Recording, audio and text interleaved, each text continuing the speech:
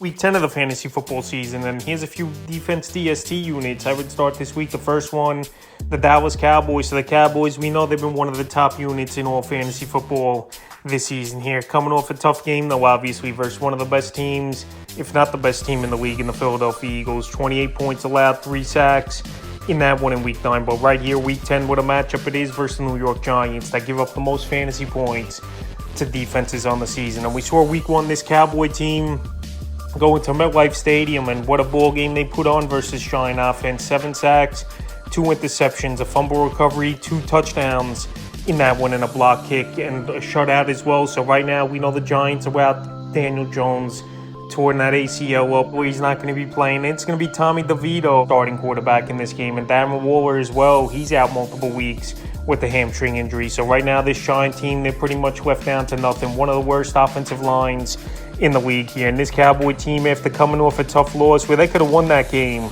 at Philadelphia, I think this week here, this defense takes it out on a weak Giant offensive line, and they wouldn't be surprising to me if they're the number 1 defense overall this week in terms of fantasy points. The next start's the Buffalo Bills. So this Bill defense, we know a lot of injuries this season. Tre'Davious White out for the year, Matt Milano, Dequan Jones.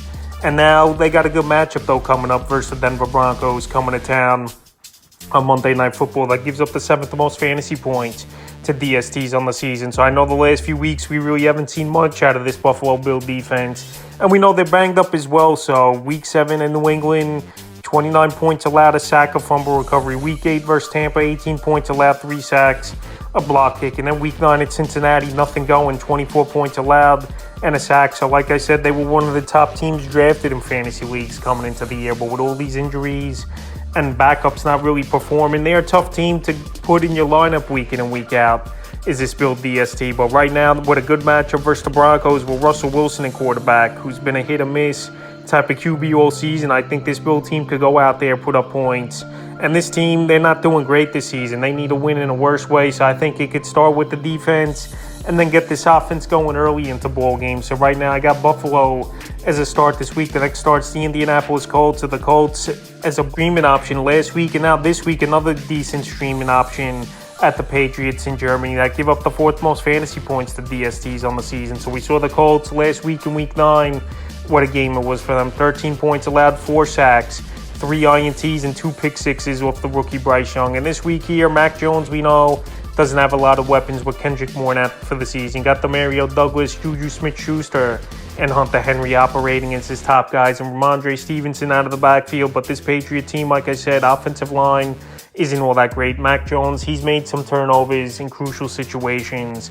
And like I said, this Colt DST is not that great on paper, but they do have ball hawks and guys that could go out there and make plays. So this week here in a ball game in Germany, I think this defense could rise to the occasion, and I have them as a start this week. The next DST is the Las Vegas Raiders. So the Raiders, another streaming option, and a team coming off a good performance, no doubt about it, versus the New York Giants that we know has been a dumpster fire this season, the offensive line, and just their offense as a whole besides Saquon Barkley.